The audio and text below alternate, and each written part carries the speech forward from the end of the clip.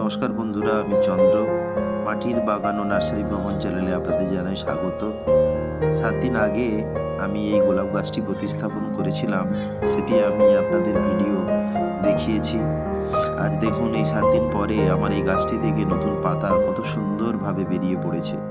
আর এইভাবে গাছের পাতা বা ফল ফুল হলে সত্যি মন ভরে যায়। তাই আপনাদেরও বলছি, এইভাবে আপনারা গাছ লাগান, দেখবেন খুব সুন্দর ফুল ও ফলে ভরে উঠবে। আমি এই 7 দিনে খাবার হিসাবে আমি একবারই শুধু খোল পচা দিয়েছি, খোল পচা জল দিয়েছি এবং নিম অয়েল দিয়েছি, যেন এই রোগ পোকামাকড় থেকে আক্রমণের হাত থেকে বাঁচতে পারে।